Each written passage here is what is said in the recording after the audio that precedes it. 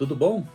Estou muito contente porque nós vamos estudar sobre uma lição vital, tanto para a nossa espiritualidade quanto para a nossa vida financeira. Afinal, não tem como separar as duas coisas, né? O ser humano é um ser holístico, ou seja, a palavra holístico do grego holos quer dizer integral. Então aquilo que afeta o corpo afeta a mente, o que afeta a mente afeta o corpo. A nossa vida financeira influencia no nosso estado de espírito. Então não tem como separar uma coisa da outra. E nesta lição nós vamos estudar sobre o planejamento para o sucesso. E além de dar a você dicas bíblicas de como planejar as suas finanças, como planejar os seus gastos, como ter um orçamento familiar e pessoal, eu quero dar um presente para você. Eu preparei uma planilha que eu intitulei Planilha Essencialista. O que é uma planilha essencialista? É uma planilha, né, em que você vai colocar de forma resumida aquilo que realmente é essencial. Suas entradas, suas despesas, calcular o seu dízimo, a sua oferta, gastos semanais e quanto que sobrou de dinheiro ao final, para você fazer alguma coisa, fazer um investimento ou realizar um sonho financeiro. Esta planilha eu preparei e será um presente para você. Então depois aqui na descrição do vídeo você pode acessar o link do site onde você vai poder colocar ali o seu nome, seu e-mail e aí baixar esta planilha, tá bom? Eu vou dar algumas orientações para você sobre esta planilha já na primeira página da planilha, tá? Então, por exemplo, ela não é editável, porque senão a pessoa corre o risco de mudar e você não poder acessar este material. Então o que você vai fazer? Uma orientação que eu dou para você. Você vai abrir, né, a planilha quando fizer o download no seu computador, vai selecioná-la, dar um Ctrl C, né, ou clicar com o botão direito do mouse e copiar, e vai jogar ela noutra planilha, tá? No seu computador, que pode ser no seu Excel, ou eu gosto atualmente de usar a planilha do Google, tá? No Google Drive tem a opção de você criar um novo documento e também criar uma nova planilha. Você copiando a planilha que eu vou lhe passar como modelo e jogando para dentro do seu arquivo pessoal, você já vai copiar junto a algumas fórmulas, ok? E aí estas fórmulas vão ajudar você a ter uma planilha objetiva, essencialista, mas ao mesmo tempo bem importante para o seu controle financeiro. Então vai ser um presente meu para você. Eu espero que você goste, espero que você faça bom uso dela para o seu planejamento financeiro pessoal e ou familiar, tá ok? Então depois vai na descrição do vídeo e você vai poder aí baixar esta planilha para você. Vamos então aqui estudarmos sobre planejamento para o sucesso. Aqui em Colossenses capítulo 3, versos 23 e 24, nós podemos aprender que qualquer planejamento de sucesso, ele envolve ação, sentimento, obviamente, dedicação, vontade e também fé em Deus. Preste atenção nesse texto. Tudo o que fizerem, ação, façam de todo o coração, ou seja, que envolve sentimento, dedicação, vontade. Façam de todo o coração como para o Senhor, aqui envolve fé, e não para as pessoas. Sabendo que receberão do Senhor a recompensa da herança. É a Cristo o Senhor que vocês estão servindo. Nós podemos aqui desse texto, que trata de um outro assunto, obviamente, tirarmos uma lição preciosa sobre planejamento. Um bom planejamento envolve colocar o coração naquilo, envolve agir e também envolve fé. Quando você monta o seu planejamento financeiro ou o seu planejamento de vida, você precisa ter essas coisas. Você tem que colocar o coração neste projeto, neste planejamento. Você precisa também agir e não apenas escrever, mas agir para que aquilo que você escreveu, entre aspas, se materialize, e você precisa também ter fé. Saber que você está fazendo algo não apenas por você, mas por Deus, pelo seu reino e por outras pessoas. Tá? E obviamente que quando fazemos um planejamento desta forma e trabalhamos com dedicação para a execução do mesmo, nós somos abençoados. A Bíblia inclusive nos aconselha a fazermos isso. Tá? Em Eclesiastes capítulo 9, verso 10, é dito assim: tudo quanto te vier à mão para fazer, faze-o conforme as tuas forças. Porque no além, para onde tu vais, não há obra, nem projeto, nem conhecimento, nem sabedoria alguma. Então o autor de Eclesiastes nos aconselha: faça tudo da melhor maneira possível, enquanto você estiver vivo, porque depois na morte você não pode mais executar os seus planos, realizar as suas atividades, planejar, conquistar. Então, um planejamento de sucesso envolve isso, envolve você colocar o coração naquilo que você está fazendo. Só que antes, nós não devemos nos esquecermos de que Deus precisa fazer parte desse planejamento. É o que diz aqui Eclesiastes capítulo 12, versículo 1.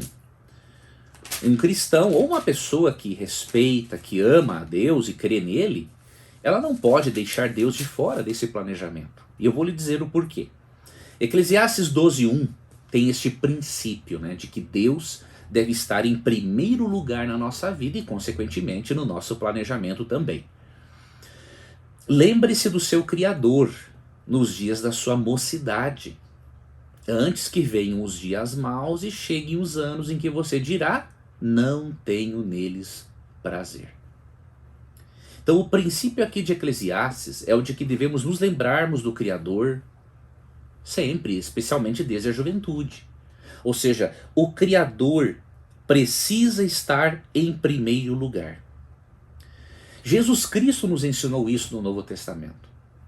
Em Mateus capítulo 6, né, dos versos 25 a 34, Jesus nos mostrou que é sim importante nós nos preocuparmos com aquilo que comemos e bebemos, mas no verso 33 ele mostra o seguinte: que Deus deve estar acima até mesmo dessas necessidades básicas. E aí você pode se perguntar o porquê. A resposta é simples. Se você tem uma relação íntima com Deus, Ele não apenas vai suprir as suas necessidades básicas, como vai dar a você muito mais do que imagina. Então você tem que se preocupar em primeiro lugar com Deus, com a sua relação com Deus. E isso deve estar no seu planejamento financeiro. E como que Deus consta no seu planejamento financeiro? Quando você separa os seus dízimos e as suas ofertas em adoração. E quando você separa esses dízimos e ofertas para adoração e para a pregação do Evangelho, você também deve separar uma parte desta oferta, deste pacto de ofertas, para direcionar também para ajudar os pobres ou instituições de caridade. E na planilha que eu estou lhe dando de presente, já tem um cálculo feito. Né? Por exemplo, você vai digitar um valor, vai calcular o seu dízimo, que é 10%, e depois ofertas. Eu deixei ali como sugestão, não é, um pacto de ofertas de 3%. Você pode fazer de 1%, 2%, 4%, 5%, 6%, não importa. O que importa é que você faça de coração. Tá bom? E de acordo com as suas possibilidades, de acordo com a sua comunhão em relação com Deus. Mas nós colocamos a Deus em primeiro lugar no nosso orçamento. Quando contribuímos com quando devolvemos os nossos dízimos como parte da adoração e nossas ofertas, tanto para evangelização quanto uma parte delas para ajuda para com os pobres. E Jacó, ele fez isso. Aqui na lição nós aprendemos que em Gênesis 28, 20 a 22, Jacó fez um voto com Deus, de que se Deus estivesse com ele, ele fez um voto com Deus, tanto espiritual quanto financeiro. Ele disse assim, ó: então o Senhor será o meu Deus. E ele diz também: e de tudo lhe darei o dízimo. Então isso é colocar a Deus em primeiro lugar no nosso planejamento financeiro. Né? É fazermos com Deus um pacto de espiritual, em torná-lo nosso único Deus, né, e não dividirmos o nosso amor para com outras divindades pagãs ou outras pessoas, né, e também quando fazemos um planejamento financeiro, colocando, né, uma parte, separando uma parte das nossas entradas para a pregação do Evangelho. Outro detalhe que não devemos nos esquecermos é que o Criador, ele estabeleceu o trabalho como uma bênção para nós podermos, obviamente, termos recursos para montarmos este planejamento. Tá, eu vou falar mais especificamente do planejamento, mas eu estou lhe dando essas orientações iniciais porque elas servem de base para o que eu quero explicar para você. Quando nós lemos Gênesis 2,15, nós percebemos que sempre existiu o trabalho. O detalhe é que o trabalho mudou em seu propósito e também natureza após o pecado. Aqui em Gênesis 2,15, nós aprendemos que Adão e Eva, né, os nossos primeiros pais, mesmo sendo perfeitos no aspecto físico, mental, espiritual, né, Deus os criou para estar em atividade. A inatividade, o sedentarismo, não faz parte dos planos de Deus, porque não combina com uma vida saudável. Eu estava fazendo uma das minhas aulas, né, de uma especialização que estou fazendo, e um dos dados, né, que me chamaram muito a atenção na disciplina em específico foi que as pesquisas mostram hoje que em torno de 60% das pessoas que adquirem câncer abaixo dos 50 anos de idade, né, essas pessoas adquiriram câncer por causa do sedentarismo. Olha que curioso isso. Ou seja, Deus não nos criou para ficarmos parados e para que os nossos músculos fossem inativos. E Gênesis 2,15 diz assim: o Senhor Deus tomou o homem e o colocou no jardim do Éden para o cultivar e o guardar. Então, mesmo com uma natureza física perfeita, Deus criou o ser humano para o trabalho, para a atividade. Tá? Lógico que antes do pecado, o trabalho era uma atividade física, era algo recreativo para o trabalho dos músculos e de todo o ser. Mas após o pecado, como lemos em Gênesis 3, né, ali a partir do versículo, vamos ver aqui se é o versículo 18, isso, a partir do versículo 18, o trabalho também se tornou, e verso 19, um meio de subsistência. Então, originalmente, o trabalho sempre existiu, mas originalmente não era um meio de subsistência. A partir do pecado se tornou um meio de subsistência. E por quê? Porque Deus viu que o trabalho deveria fazer parte do processo educativo de Deus enquanto passamos pela santificação até o nosso preparo para a volta de Cristo. O trabalho é tão importante, né, que em 2 Timóteo 3, 8 a 10, e eu até gravei um vídeo há algum tempo sobre isso, Paulo diz que quem não quer trabalhar, ou seja, quem quer viver na malandragem, não está falando de quem não pode, tá? Por alguma enfermidade, por alguma situação inesperada, não é isso, ou por algum desemprego. Tá? Ele está falando quem não quer, ou seja, quem quer ser malandro, quem quer aí ser sustentado pelos outros ou pelo governo. Paulo fala, quem não quer trabalhar que não coma. Tá? Então o trabalho ele tem uma função também de dignificar o caráter do ser humano e desenvolver no ser humano o labor, a perseverança, não é? A capacidade de empreender, de criar as coisas, não é? Então o trabalho tem esta função, e após o pecado, obviamente, é necessário, faz parte do processo educacional de Deus para com o ser humano. Tá? Agora nós devemos, com base nisso que estudamos agora, nós podemos falar um pouco mais sobre planejamento financeiro. de acordo com a Bíblia. E nós precisamos de um bom planejamento, por isso que eu estou disponibilizando para você esta planilha, acho que eu chamei planilha essencialista, né? Nós precisamos porque as finanças não são coisas de menos importância na vida do ser humano, tá? De acordo com Ageu capítulo 2, verso 8, Deus é o dono da prata e do ouro, ou seja, Deus é o dono dos recursos naturais, Deus é o dono da riqueza. Há pessoas que adquirem a riqueza de forma honesta e pessoas que adquirem de forma desonesta. Isso é outro caso, mas Deus é o dono da riqueza adquirida, obviamente, de forma honesta. Sendo assim, ele tem sim uma preocupação com a forma como planejamos a nossa vida familiar e a nossa vida financeira. E aqui eu quero dar agora para você algumas dicas para você evitar o estresse financeiro na família, tá? E entre essas dicas você vai perceber que está o planejamento financeiro. E por que que essas dicas são vitais? Porque, queridos, de acordo com pesquisas, a segunda maior causa de divórcios no mundo tem origem em problemas financeiros. Então, se as finanças podem afetar drasticamente a estrutura da família, não podemos deixar de aprender um assunto desses tão importante com a Bíblia e também com autores que são especialistas na área de finanças. Depois eu vou recomendar aqui 2 livros para você, entre muitos, tá? Que há livros excelentes, mas eu vou recomendar pelo menos 2 a princípio e depois eu posso, em outro momento, recomendar mais. Mas antes, como evitar o estresse financeiro na família, considerando, obviamente, que problemas financeiros se constituem na segunda maior causa de divórcios no mundo, tá?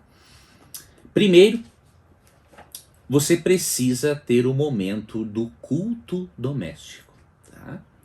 A família precisa separar um momento diário para orarem juntos, ler um trecho bíblico, tá? Refletir em algum verso da Bíblia, algum capítulo preferencialmente, não é? Não fazer um culto de qualquer jeito, mas entender o que realmente a palavra de Deus disse para poder aplicá-la devidamente à vida familiar, tá? Então o culto doméstico é uma das formas de evitar o estresse financeiro na família. Uma família que está unida com Deus, ela desfruta de uma paz, que é a paz de Efésios 4:7, né? A paz de Cristo que excede a todo entendimento. Então muitas famílias se desestruturam por causa de problemas financeiros, tanto pela ignorância no aspecto financeiro, mas especialmente pela falta da presença de Deus na casa, tá? E você pode ler sobre isso em Mateus 6,33 e em Jó capítulo 1.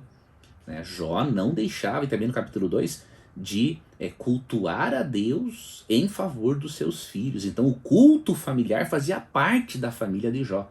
E em Mateus 6,33, Cristo fala para colocar o reino de Deus e sua justiça em primeiro lugar. Segunda dica para evitar o estresse financeiro na família: ensine seus filhos um trabalho, uma atividade que seja correspondente à idade deles. Tá? Óbvio, você não pode dar tarefas aos filhos que sejam tarefas de pessoas ou de crianças, de adolescentes, para adolescentes de maioridade, né? Você não pode fazer isso, mas ao mesmo tempo você tem que ensinar aos seus filhos atividades domésticas correspondentes à idade deles. Tá? Este princípio nós podemos aprender. Vamos ler aqui Provérbios, capítulo 13, verso 4, né? O preguiçoso deseja e nada tem, mas o desejo dos que se esforçam será atendido. Ou seja, o seu filho tem que aprender que o esforço traz recompensas, mas um esforço inteligente. Não passe para o seu filho aquela crença limitante de que para ter as coisas tem que trabalhar feito escravo. Não, para ter as coisas tem que trabalhar com dedicação e com inteligência. Tá? É isso que você tem que passar para o seu filho.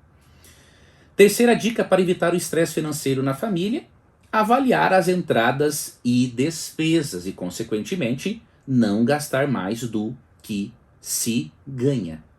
Tá? Aqui nós entramos de forma mais específica no planejamento, né, financeiro.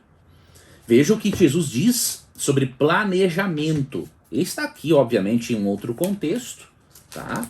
Falando de um outro assunto, mas o Senhor Jesus Cristo aqui dá uma dica muito interessante de planejamento. Aqui em Lucas 14, 28 e 29. Eu vou ler aqui na Nova Almeida atualizada. Pois qual de vocês, pretendendo construir uma torre ou uma casa, vamos aplicar aqui a nossa realidade, não se assenta primeiro para calcular a despesa e verificar se tem os meios para concluir? Isso aqui é um planejamento. Você não constrói nada sem antes calcular quanto você vai gastar para concluir aquilo, e também você não vai começar a construir sem verificar se você tem realmente os meios para concluir esta obra. Verso 29. Para não acontecer que, tendo lançado os alicerces e não podendo terminar a construção, todos os que a virem zombem dele, dizendo: este homem começou a construir e não pôde acabar. Então Cristo aqui dá uma lição prática de planejamento. Não só para a construção da casa, quanto o financeiro. Antes de nós gastarmos, queridos, olha, grava isso aqui. Antes de gastar, você tem que planejar no que você vai gastar. Repito, antes de gastar, você tem que planejar onde você vai gastar. Se você usar o seu dinheiro sem planejamento, você não vai conseguir evitar o estresse financeiro na sua família. Tá? Então essa é uma dica muito importante. Tem um outro texto aqui, é Provérbios 27, eu deixei anotado aqui. Vamos ver se é os versos 23 e 24 mesmo. Porque às vezes na correria, né, você anota muito rápido um texto e às vezes você não consegue entender muito bem o número que você deixou aqui anotado, né? Eu creio que é Provérbios 27, 23 e 24. Vamos ver aqui. Aqui, ó. Procure conhecer o estado das suas ovelhas e cuide dos seus rebanhos. Ou seja, conhecer aquilo que você tem de propriedade, o que você não tem, né? Porque as riquezas não duram para sempre, nem a coroa de geração em geração. Então você tem que ter um conhecimento do quanto você ganha, daquilo que você tem e planejar como, onde você vai gastar e quanto você vai gastar, tá? Quarta dica, economia. Veja, economia não é ser pão duro, né? Economia não é ser mesquinho. Economizar é você não gastar com aquilo que é desnecessário, tá? Então, vou te dar um exemplo. Digamos que você está pesquisando para comprar um eletrodoméstico. Você tem que evitar dois extremos. O primeiro é comprar algo simplesmente por causa da marca. Outro extremo é não considerar também, pelo menos algum aspecto, né, em relação à marca, porque muitas vezes o barato sai caro. Tá? Então, é importante que você saiba economizar. E a economia envolve você comprar algo com um preço menor, mas que também tenha qualidade. Porque, repito, o barato sai caro. Agora, comprar um tênis, por exemplo, só porque é da marca tal, sendo que você pode ter um tênis tão bom quanto aquela marca por um preço mais barato, esta é uma forma de economizar. Não é? Você não deixar luzes da casa acesas, ambientes acesos onde você não estiver presente, realizando alguma coisa. Não é? Ter cuidado na economia com a água, com a luz, são várias coisas, né? Cuidar das moedas, por incrível que pareça, se você parar para pensar, decidir prestar atenção nisso, ao invés de simplesmente pegar moedas, jogar fora e deixar em qualquer lugar, comece a guardá-las em um cofre para você ver o quanto você pode economizar para ajudar alguém ou comprar alguma coisa, não é? Então o princípio da economia é muito importante. E também esse princípio envolve você não gastar mais do que você ganha. Tá? O segredo, entre aspas, do endividamento é gastar mais do que ganha. Tá? O endividamento é gastar mais do que ganha. Quinta dica para evitar o estresse financeiro: viva mini aposentadorias ao longo da vida. Você sabe que para mim é uma das coisas mais ridículas, e eu demorei para aprender isso, mas graças a Deus nunca é tarde, né? Mas eu demorei para aprender um pouco isso. De que adianta você trabalhar feito um maluco, ou maluca, né? E depois você só vai curtir realmente a vida quando estiver aposentado ou aposentada. Não vale a pena. Você tem que fazer da sua vida momentos em que você tenha mini aposentadorias. Você trabalha, mas você também desfruta daquilo que você conquista desde agora. Porque se você trabalhar demais e deixar para usufruir na aposentadoria, primeiro você vai ter menos tempo, né? Segundo, pode ocorrer de você trabalhar tanto e depois, devido ao excesso de trabalho, gastar o que você ganhou para poder curar a doença que veio em resultado desse trabalho excessivo. Então não é sábio. Faça com que a sua vida tenha mini aposentadorias. Viaje, se divirta, passe tempo com as pessoas que você ama. Não deixe para curtir o seu dinheiro apenas quando estiver aposentado. Sexta dica para evitar o estresse financeiro e que faz parte de um bom planejamento financeiro e familiar é investir. Tá? O dinheiro, ele precisa ser guardado, mas não de qualquer jeito. Ele tem que ser investido. Tá? As pessoas prósperas, elas aumentam a coluna de ativos e diminuem a coluna de passivos.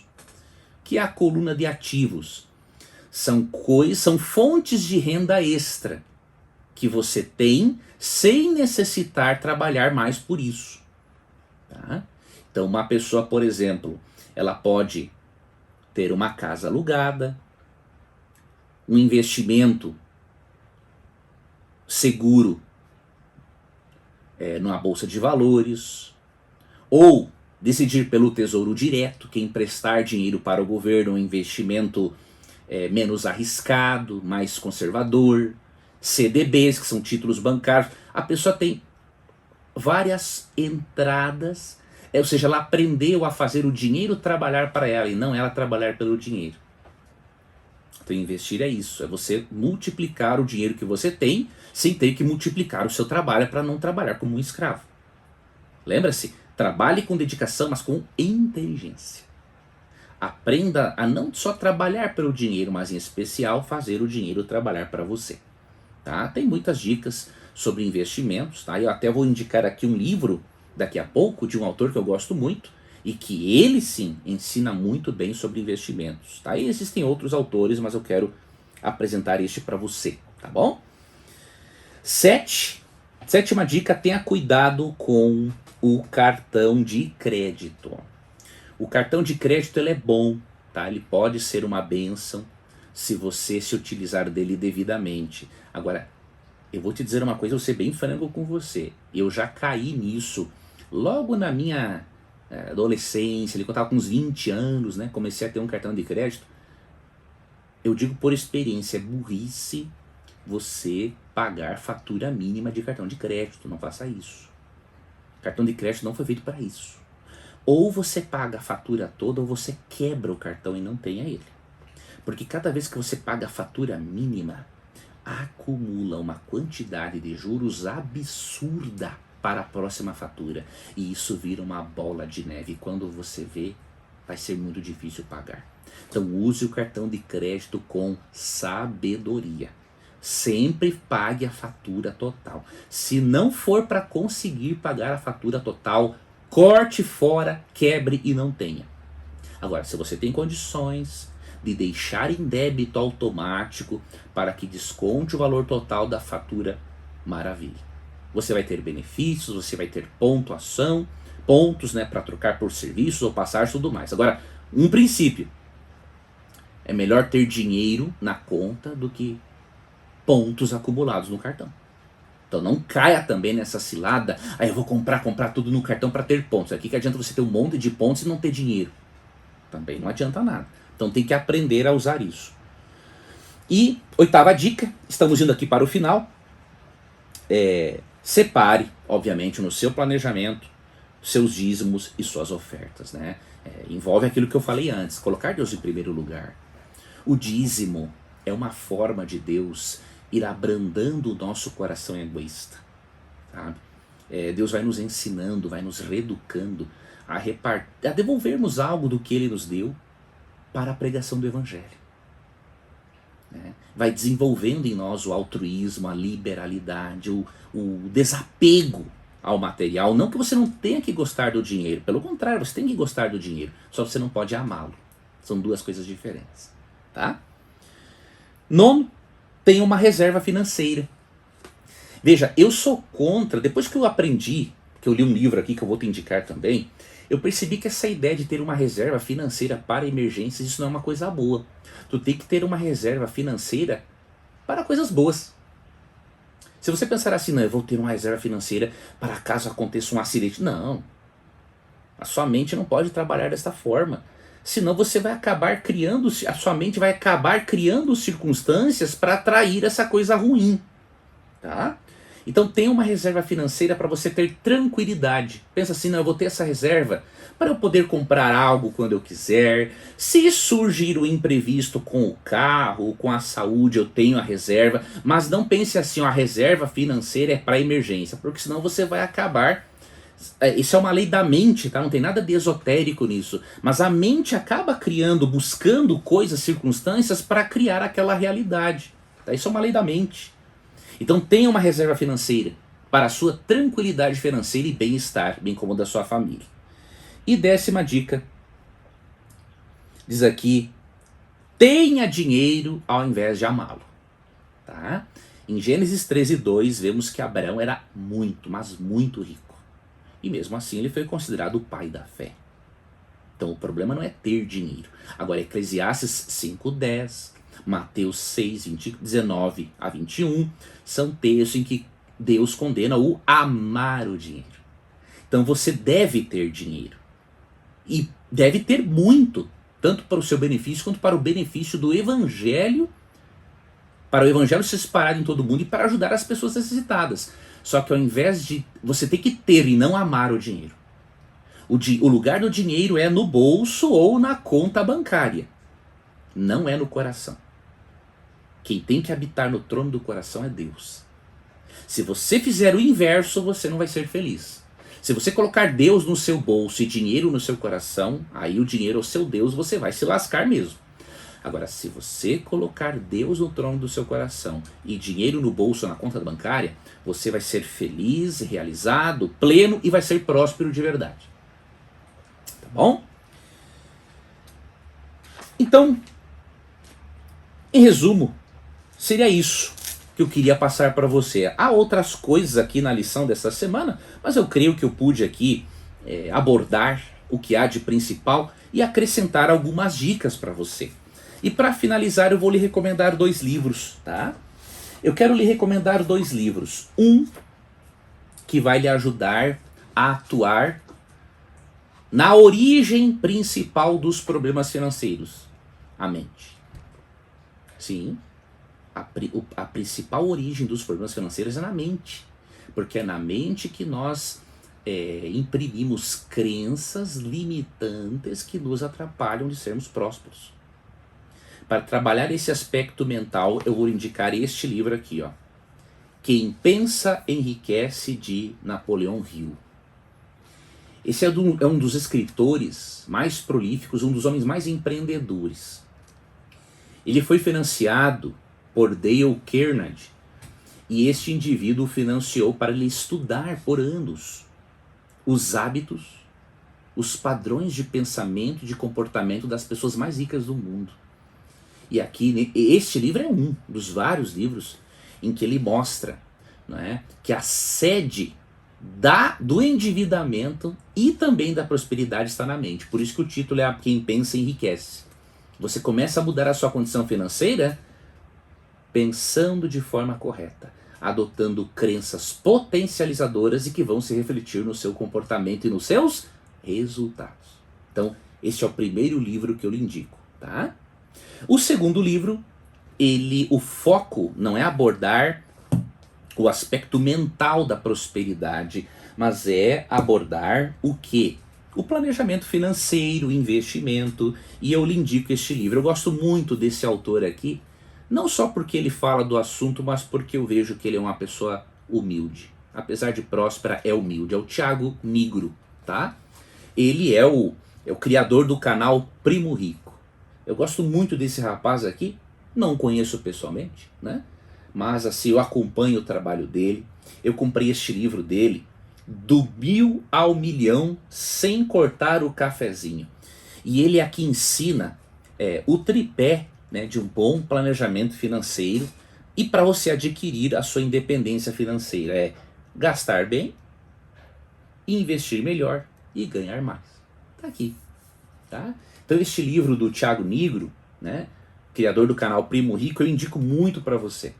Eu comecei a lê-lo recentemente, mas eu já acompanho o trabalho dele há algum tempo. E que curioso, a minha filhinha, a Yasmin, ela fez 12 anos, né?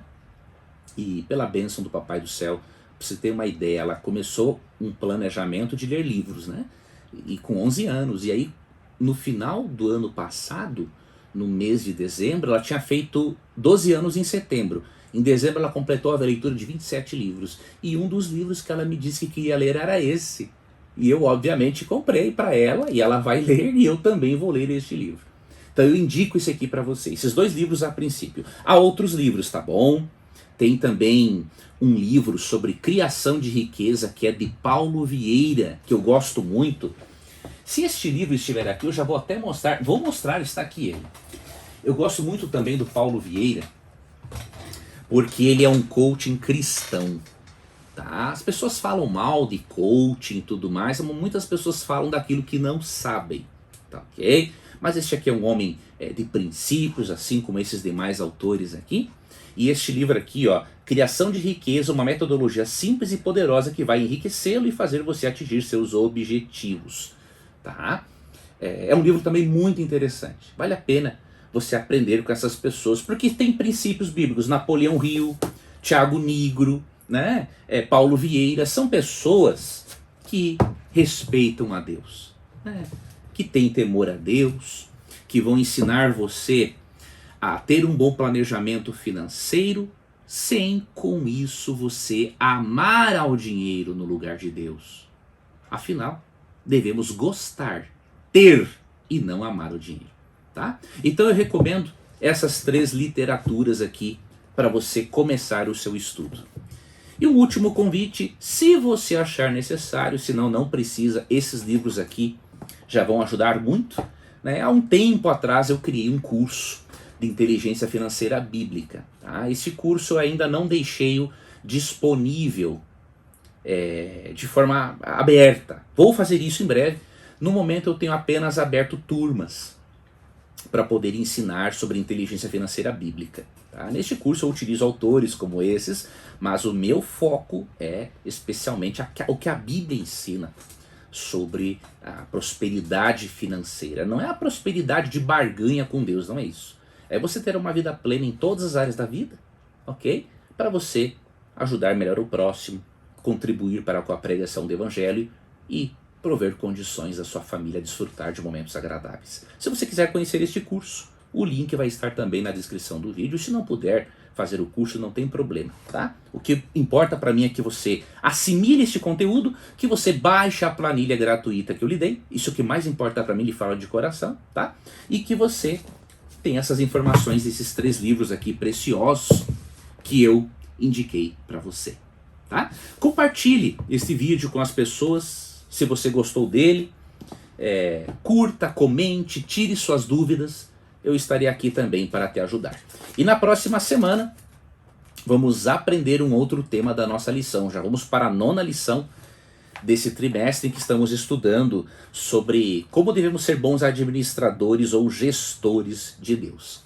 Que Deus guie os seus passos, que Deus prospere a você em tudo o que fizer. E lembre-se, no seu planejamento financeiro e no seu planejamento de vida, Deus precisa estar presente. Afinal, Ele é aquele que vai lhe ajudar a executar os seus planos da melhor forma possível. Receba meu abraço, tenha uma feliz semana e até o nosso próximo estudo.